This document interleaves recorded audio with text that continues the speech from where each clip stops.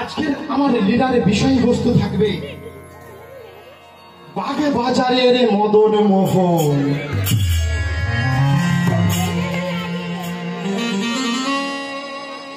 এক মা তার ভক্তি আর সাধনা আর তার নিষ্ঠার সঙ্গে ভগবানকে ডেকে সে ভগবানকে কিভাবে পেল একটু আমরা দেখলে বুঝতে পারবো।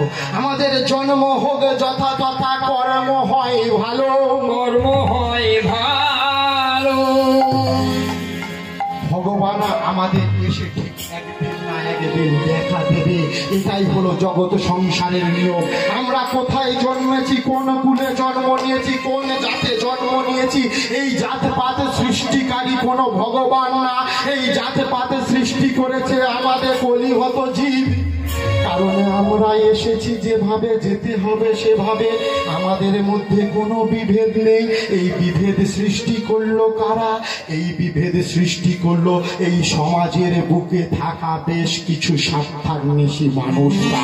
তারা স্বার্থের লোভে নিজেদের আখের গোছাতে, নিজেদের প্রতিপত্তি গোছাতে আর নিজেদের দম্ভ অহংকারের চূড়ায় থাকতে তারা বর্ণকে শাসন করতে শোষণ করতে আজকের এই বর্ণ বিশ্লেষণ করে গেলে। তাই তো বাবা নাকি? আমরা তাদেরকেই মাথায় তুলে রেখেছি, কারণ আমাদের আগে থেকে শুনিয়ে গেছে, জানিয়ে গেছে, তাই আমাদের মাথায় রাখতে হয়েছে। আজকের মা মোহিনী আমার অন্য কেউ নয় গো মা, বাগ বাজারের একজন পতিতা। তাই কি বলছে, ও গো মোহিনী না মেতে বেশা, বাগ বাজারে মোহিনী নামে বেশা,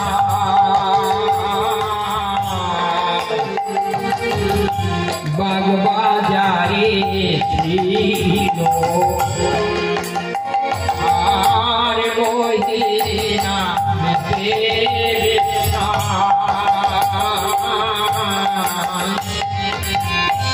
বাগ বাজারে ছিল। মদন মোহন একদিন আসি ঘরে মদন মোহন একদিন আসি ঘরে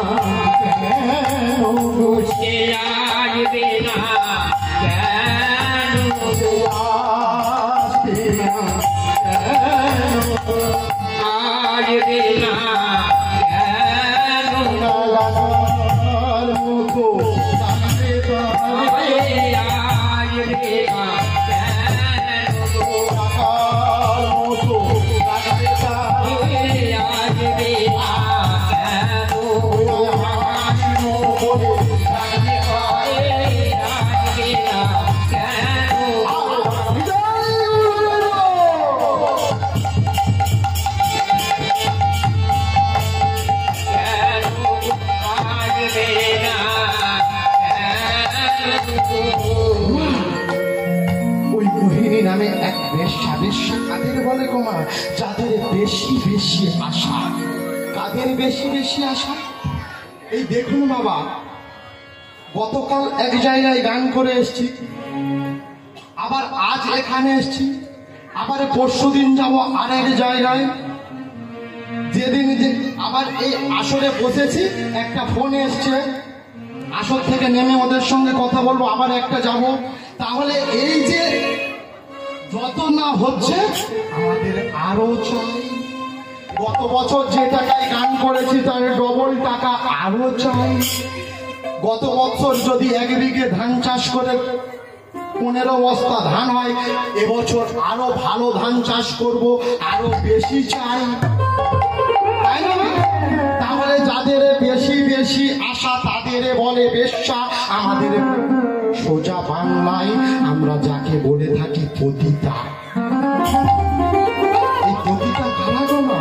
সমাজের চোখে একটা বার ভালো করে দেখুন, আমরা যাদেরকে পতিতা বলে আঙুল তুলে থাকি তারা কিন্তু সমাজের কুলাঙ্গার নয়, তারা সমাজের কলঙ্ক নিয়ে ঘুরে বেড়ায় না, তারা বরং সমাজকে জঞ্জাল মুক্ত করে। আজকের সমাজের দিকে তাকিয়ে দেখলে বুঝতে পারবে, যদি ওই মায়েরা না থাকতে আমাদের সমাজটা কি এত ভালো থাকতে পারত? কাদের জন্য ওরা পতিতা হলো? এই আমাদের মতো পুরুষরা আছে বলেই আজ ওই নারী পতিতা। তাই মা মোহিনী আমার প্রত্যেক দিন একের পর এক খরিদ্দার সামনে নিয়ে ওই রাত্রি 12টা বাজার সঙ্গে সঙ্গে নিমতলা ঘাট থেকে স্নান করে মাথায় ঘুমটা দিয়ে ছোট কুটিরে গিয়ে আমার প্রাণ গোবিন্দকে ডাকি আর বলে, ওগো ওগো দয়াময়, তুমি কি আমার ডাকে সাড়া দেবে না? আমার হৃদয় মন্দির মাঝে জেগে ওঠো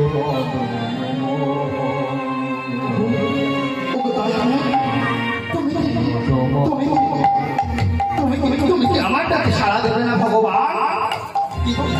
ঠাকুর বলো, ঠাকুর বলো, তুমি আমার ডাকে সাড়া দেবে না? সে তো কৃষ্ণ নাম করতে জানে না, মধুর ভাবে কৃষ্ণ নাম জানে না, সে অন্তরে কৃষ্ণকে ডাকে।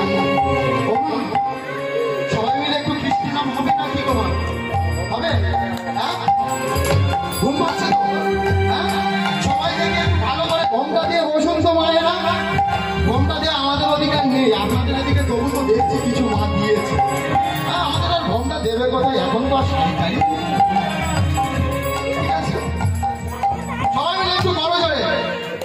কৃষ্ণ কেশব কৃষ্ণ কেশব কৃষ্ণ কেশব তাহি মন রাম রাঘব রাম রাঘব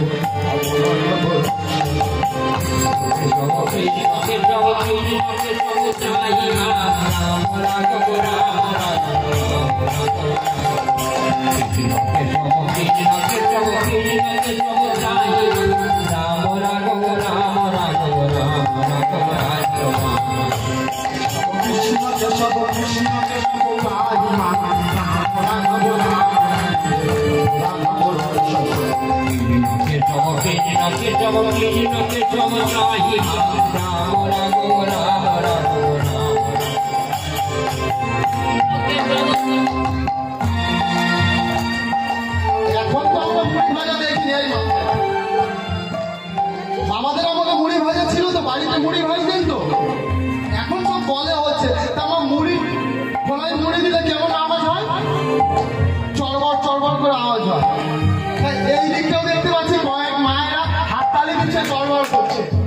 দেখি একসঙ্গে হোক, কৃষ্ণ কেশব কৃষ্ণ কেশব কৃষ্ণ কেশব রাম রাঘব রাম রাঘব রাম রাঘব কৃষ্ণ কেশব কৃষ্ণ কেশব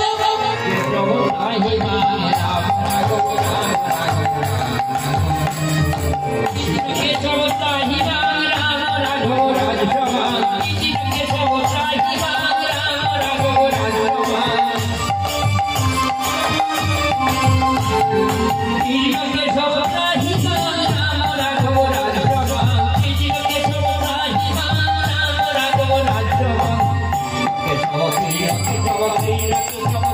মান রাম রাঘব রাজসমান কৃষ্ণ কেশব তাহি মান রাম রাঘব রাজসমান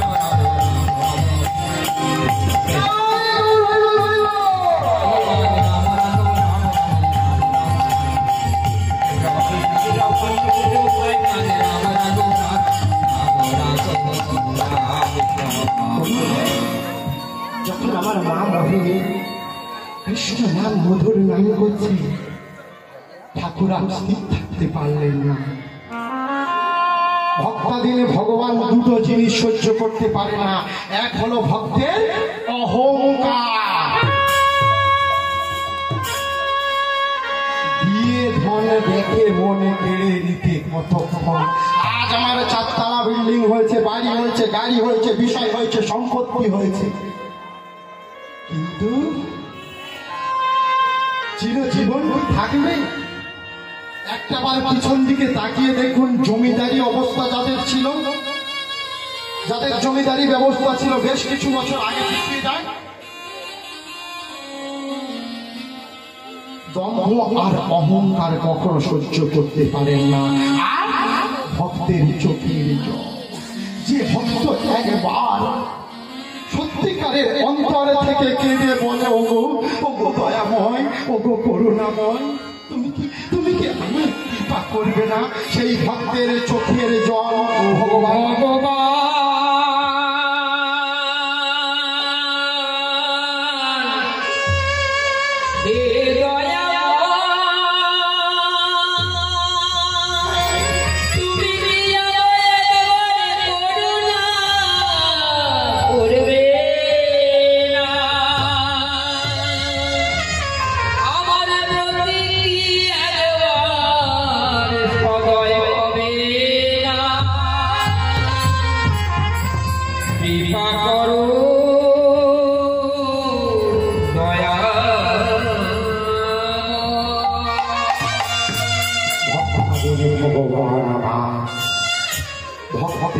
মনোবাঞ্ছা পূর্ণ করতে ভক্ত ডাকলেন বাগে বাজারে বসে, আর ভক্তের মনোবাঞ্ছা পূর্ণ করতে ভক্তাধীন ভগবান অবতীর্ণ হচ্ছে বাঁকুড়ার বিষ্ণুপুরে।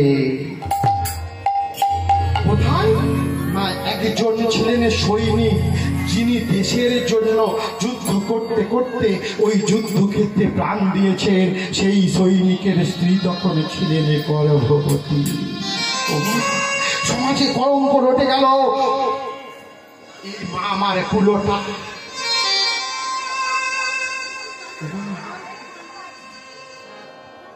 যে মা স্বামীকে হারিয়েছে, সত্য যত স্বামীকে হারিয়েছে, গর্ভে শিশু সন্তান, সেই মাকে সমাজে বলছে কুলোটা, কলঙ্কিনী, রাক্ষসী, ডাইনি।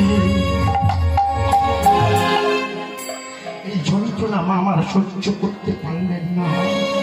ওই গর্ভাবস্থায় মা আমারে ঠিক করলেন, আমি এ সমাজে থাকবো না, এই ঘরে আমি বাস করবো না, আমি এই ঘর বাড়ি ছেড়ে আমি চলে যাব জগন্নাথের পদপাতে। সেই দিন মা আমার জগন্নাথের উদ্দেশ্যে রওনা দিলে। তৎকালীন সময় এত গাড়ি ছিল না, ট্রেন ছিল না, পায়ে হেঁটে যেতে হতো। মা আমার রাতের অন্ধকারে একটু একটু করে বেরিয়ে পড়লেন। হাঁটতে হাঁটতে হাঁটতে হাঁটতে যখন একের পর এক পথে গিয়ে চলেছেন, এমন সময় পথ মধ্যে উঠল প্রসব যন্ত্রণা।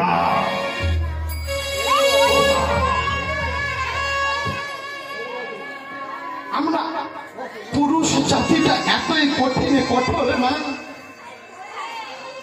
সব বুঝি, কিন্তু সত্যিকারের মায়ের জঠর যন্ত্রণা কখনো আমরা বুঝতে পারি না। কেন জানি না, আমরা চেষ্টা করি না, না পারি না। যদি বুঝতে পারতাম, আজকের যে ভগবানের জন্য লক্ষ লক্ষ টাকা খরচা করে শ্বেত পাথরের মন্দির বানিয়ে দিচ্ছি, বিশাল অট্টালিকা বানাচ্ছি, বাড়িতে আমার স্ত্রী থাকবে, আমি থাকবো, আর আমার বৃদ্ধ পিতা মাতা থাকবে বাড়ির পিছনে।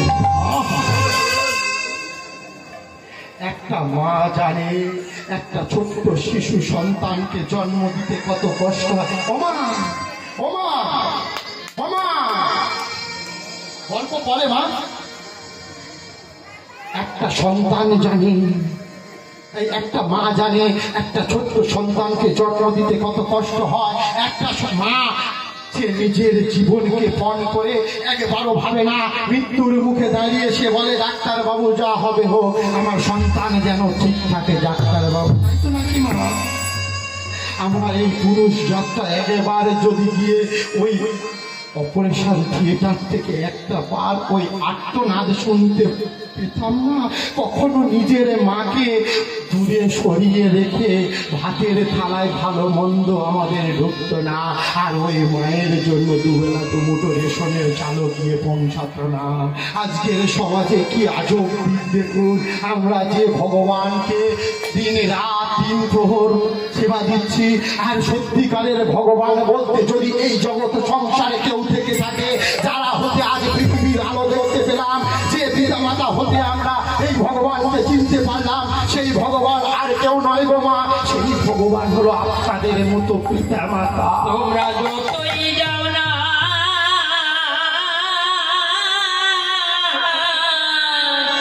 মন্দির মসজিদ, যতই যাও না মন্দির মসজিদ, যতই বড় গঙ্গায় স্নান,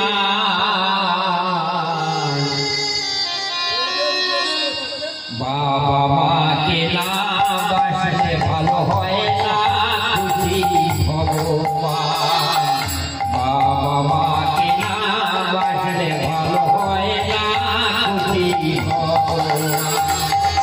যতই যাও না মন্দির মসজিদ, যতই যাও না মন্দির মসজিদ, যতই বড় গঙ্গায় স্নান, বাবা মাকে না বাসলে ভালো হয় না খুশি ভগবান। দিন যাচ্ছে দিন দেখবে বিছানায় পড়ে থাকবে, কেউ এসে খবর নেবে না। যাকে 3 বার সেবা দিচ্ছে সেই বিগ্রহ একবারও এসে মাথায় হাত বুলিয়ে বলবে না, ওরে বাবা তুই বাইরে বার হসনি কেন? কিন্তু এই গর্ভধারিণী মা, যাকে অন্ধকারে বাড়ির পিছনে ছোট্ট কুঁড়ে ঘরে রেখে দিয়েছেন, সেই মা আমার লাঠি ঠুকতে ঠুকতে এসে বললে, ওরে বাবা তুই বাইরে যাসনি কেন? এই পৃথিবীর মাঝে আসা ওই বাবা মার জন্য, এই পৃথিবীর মাঝে আসা ওই বাবা মার জন্য, তাদের চরণ করতে পূজা জনম হবে, যেতে হবে না তোমায়, যেতে হবে না তোমায়, ধর্ম করে দিও স্থান, মামাকে না বাসলে ভালো হয় না খুশি ভগবান, মামাকে না বাসলে ভালো হয় না, মামাকে না বাসলে ভালো হয় না খুশি জানি না আমি শেষ দিন পর্যন্ত আমার বাবা মা রাঙা চরণ সারি করতে পারবো কিনা, তবে পরজোরে ছোট মুখে বড় কথা একটা বলে যাই গো মা, যতই আপদ হোক আর যাই হোক ওই গর্ভধারিণী পিতা মাতাকে কখনো দূরে ফেলবেন না, কারণ দাঁত থাকতে আমরা দাঁতের মর্যাদা বুঝি না, কিন্তু যেদিন এই দাঁতগুলো হারিয়ে যাবে হাজার ইচ্ছে হলেও কড়াই ভাজা আর খাওয়া যায় না। তোমায় বুকে জড়িয়ে ধরে কত কষ্টে মানুষ করে, সেই বাবা মার দুচোখে জল তবু যেন নাহি ঝরে, তোমায় বুকে জড়িয়ে ধরে কত কষ্টে মানুষ করে, সেই বাবা মার দুচোখে জল তবু যেন নাহি ঝরে। ওই ঋণ কিভাবে আমরা শোধ করবো গো মা? ওই ঋণকে আমাদের কখনো শোধ করা যায়? আজকে গতকাল যখন 2:30টার সময় ফিরছি, 2:30টার সময় ফিরে এসে যখন বাড়িতে কলিং বেলটা টিপেছি, আমি একবার টেপার পরে কলিং বেলটা বারবার টিপে যাচ্ছে রাত দুপুরে। আমি বলি আর তোকে টিপতে হবে না, দরজা খুলে দেবে। একবার টেপার পরে দরজাটা খুলে গেল। 2:30 2:30টার সময় গভীর নিদ্রায় থাকে, কিন্তু মা আমার তাকিয়ে বসে আছে কখন আমার ছেলেটা আসবে। যেই না গিয়ে দাঁড়িয়ে আছে, বলছে কি রে বাবা খাওয়া দাওয়া হয়েছে তো? আমি বলি হ্যাঁ মা, যেখানে গিয়েছিলাম তারা দিয়েছে সেবা।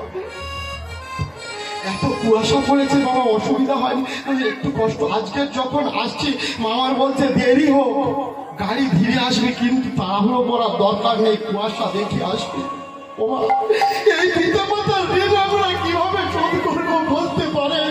কত অর্থ, কত সম্পত্তি, কত বিষয়, কত প্রতিপত্তি দিয়ে ওই পিতামাতার রাঙা চরণে ধরিয়ে দেবো, দিনে সেই দিন শোধ হবে? কখনো শোধ হবে না গো মা। জননী জন্ম ভৈষ্য ঘরে গাগতি করিয়ছি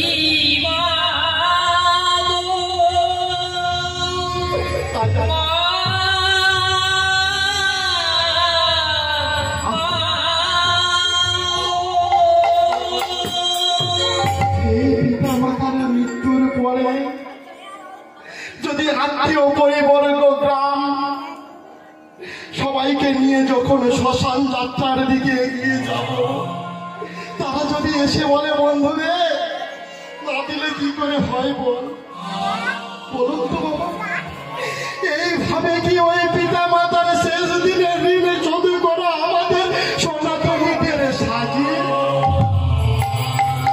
আজকের আমি করজোড়ে ওই যুব সমাজের কাছে অনুনয় বিনয় করে জানাচ্ছি, আমাদের সমাজ থেকে এই প্রথাগুলো, কুনীতিগুলো দূর করুন। আপনাদের মতো যুব সমাজ যদি না এগিয়ে আসে, পিতা মাতার শেষকৃত্য কখনো সুসম্পন্ন হবে না। যে পিতা মাতা নিজে না খেয়ে না দিয়ে, যে পিতা মাতার গাম পায়ে ফেলে একটু একটু করে বড় করলেন, সেই পিতার মৃত্যুর সময়, সেই পিতার শ্মশান যাত্রায় যদি আমরা এই জিনিসটা নিয়ে যাই, এদিকে হয়তো হয় না গো বাবা, কিন্তু আমাদের ওদিকে যুব সমাজ না আজ ভেসে গেছে। আমি যে দাদা ভাইয়ের গাড়িতে করে আসছিলাম, গতদিন গানে গিয়েছি, ওই দাদা ভাই বলছে দাদা আপনি তো কীর্তন করে খুব ভালো লাগে, কিন্তু দাদা একটা কথা বলবো, যদি অপরাধ না নেন বড় ভাই, দাদা আপনাদের সনাতন ধর্মে সব ভালো লাগে, কিন্তু দাদা ওই সনাতন ধর্মীরা মৃত্যুর পরে যখন শ্মশান যাত্রায় যায়, কেন বলতো দাদা মদের বোতল সঙ্গে নিয়ে যায়? ও দাদা বলতে পারো, তোমাদের যখন পূজা পার্বণ হয় না, ওই পূজা পার্বণে কেন এত বোতল করে? আর আজকের আমার ভাইদের কাছে যদি বলি, আমার ভাইরা কি বলবে? বলবে আমরা তো সবসময় খাই না, ওকেশনে খাই। ও বাবা খাও, বাবা খাওয়ার জিনিস খাও, সরকার ওদের থেকে ইনকাম করে, বাধা দেয় না, নিয়ে যাও, কোনো অপরাধ নেই। কিন্তু কোথায় খেলে ভালো, কোথায় খেলে মন্দ, সাধু গুরু বৈষ্ণব গুরুজনদের একটু শ্রদ্ধা করা, আর স্থান বিশেষে সেই জিনিসগুলোকে গ্রহণ করো। আপনাদের কাছে একটাই অনুরোধ, দয়া করে আমাদের সমাজে কলঙ্ক রটাবেন না, এইভাবে আমাদের সমাজটাকে ধ্বংসের পথে নিয়ে যাবেন না। যে মা, যে বাবা এত কষ্ট করে আমাদের মানুষ করলো, শ্মশানে নিয়ে গিয়ে জ্বলন্ত চিতায় আমরা বাবার মুখে, মায়ের মুখে আগুন তুলে দিচ্ছি। যেই মুখে এত মধুর মা ডাক শুনতাম, বাবা ডাক শুনতাম, সেই মুখটাই কেন আমরা আগুন তুলে দেব?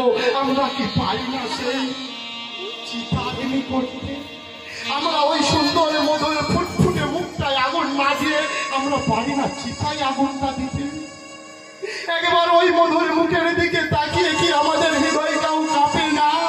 এই প্রথাগুলো কি আমরা একটু চেষ্টা করলে পরিবর্তন করতে পারি না? বাবা মা তো সারা জীবন আমাদের জন্য শেষ করে দিল। আমার গর্ভবতী মা আমার পথের মধ্যে প্রসব যন্ত্রণায় কাতরাতে একটা ফুটফুটে শিশু সন্তানের জন্ম দিলেন, কিন্তু সমাজ তাকে মেনে নেবে না। তাই মা আমার মনে মনে স্থির করলেন, এই শিশু পুত্রটিকে আমি আমার সঙ্গে নিয়ে যাব না, এই পুত্রটিকে আমি বনের মধ্যে রেখে যাব। যা করে জগন্নাথ এই নামে ওই জগন্নাথের নাম করতে করতে করতে করতে জয় জগন্নাথ জয় জগন্নাথ জয় জগন্নাথ বলতে বলতে বলতে বলতে ওই মনের মধ্যে নিয়ে গিয়ে একটা ভক্ত কুটির রচনা করে তার মধ্যে সুন্দর করে সাজিয়ে গুছিয়ে ওই সত্য যত শিশু পুত্রটিকে ছেড়ে রেখেছে।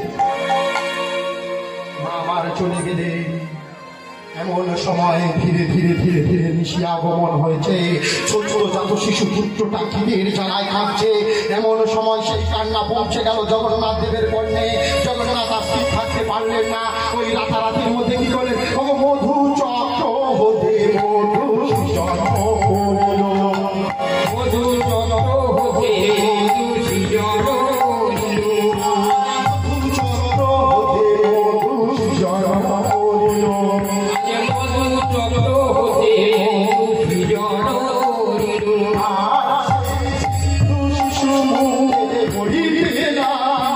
আরে সেই মধু শিশু মুখে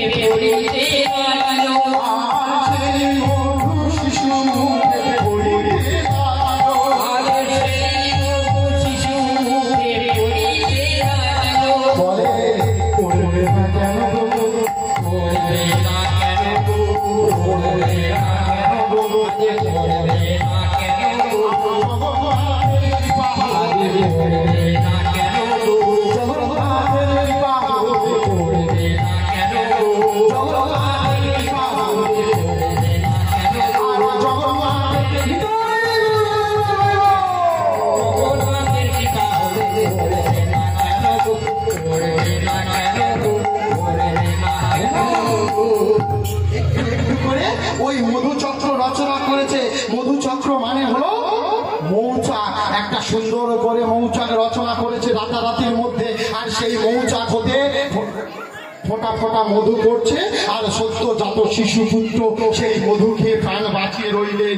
কারণ জগন্নাথ দেবের যদি একবারে কৃপা হয় তাহলে তো আর কিছু করার নেই। তাই সেই ছোট্ট শিশু যখন সারা রাত ওখানে কাটালে, এমন সময় পরের দিন ওই এক বাগদির মেয়ে ছিল। বাগদির মেয়ে কাঠ গুঁড়োতে গেল ওই বনের মধ্যে। আর যেই না বনের মধ্যে গেল, গিয়ে দেখলো একটা সদ্যজাত শিশু পুত্র পড়ে আছে। এদিকে তার তো দু তিনটে সন্তান সন্ততি আছে। সে মনে মনে ভাবছে এটাকে নিয়ে আবার কি করব। এমন সময় তার মনে পড়লো পাড়াই আছে এক ব্রাহ্মণী যারা ছিলেন নিঃসন্তান। তাহলে তো ওদের কাছে যদি একে নিয়ে যাই তারা তো খুব খুশি হবে। ব্রাহ্মণী এই না বলে সন্তানটাকে কোলে তুলে নিয়েছে। নিয়ে মনের আনন্দে চলেছে ব্রাহ্মণীর কাছে। গিয়ে বলছে, ও ঠাকুর মশাই, ও ঠাকুরমা, দেখবে না শুন, আমি কি সুন্দর একটা ফুটফুটে সন্তান নিয়ে এসেছি। যেই না বলেছে ফুটফুটে সন্তান নিয়ে এসেছি, সঙ্গে সঙ্গে ব্রাহ্মণী বাইরে বেরিয়ে এসে দেখছে, কি অপরূপ সুন্দর, কোথায় পেলি? মা, আমি বনের মধ্যে পেয়েছি গো মা, নেবে না? যেই না ব্রাহ্মণী বলেছে দে দে দে, তুই আমাকে ওই ছোট্ট শিশু পুত্রটা দে। যেই না বলেছে সঙ্গে সঙ্গে নাচিতে নাচিতে কোন মত ব্রাহ্মণ বলে দিল।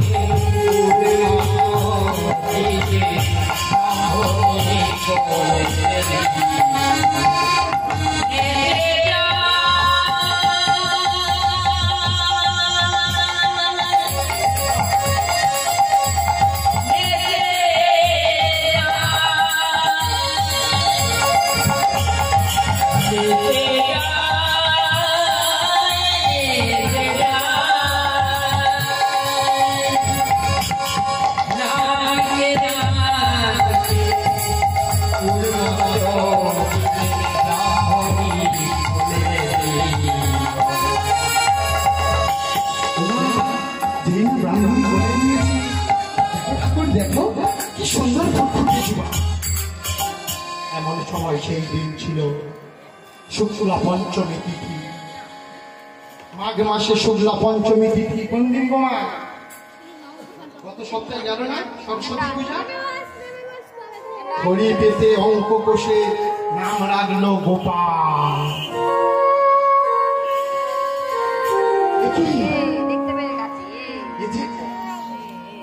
এই যে রাজ চক্রবর্তীর লক্ষণ নিয়ে এসেছে, পরবর্তীকালে এত রাজা হবে বলি। এই শিশু পুত্রের কপালে যে রাজ চক্রবর্তী, শশী কলার ন্যায় গোপাল আমার দিন দিন বড় হতে লাগলো। যেই না গোপাল আমার বড় হয়ে উঠেছে, বয়স হয়েছে 6 বছর, পাড়ার সঙ্গী সাথীদের খেলার সঙ্গী করে নিয়ে তারা ওই প্রত্যেক দিন তাদের সঙ্গে খেলাধুলা করে। এমন সময় আষাঢ় মাসেতেই একদিনই অতিবৃষ্টি হলো।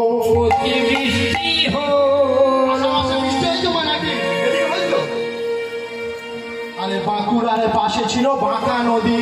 বলে গোপালে বলে আমি জাল ফেলতে যাবো। একই বয়স কত? সবে 6 বছরের ছেলে এক্ষুনি জাল ফেলতে যাবি মানে? ও বাবা, আমাকে জাল ফেলতে দাও না বাবা। তুই ব্রাহ্মণের ছেলে হয়ে যাবি ওই জাল ফেলতে?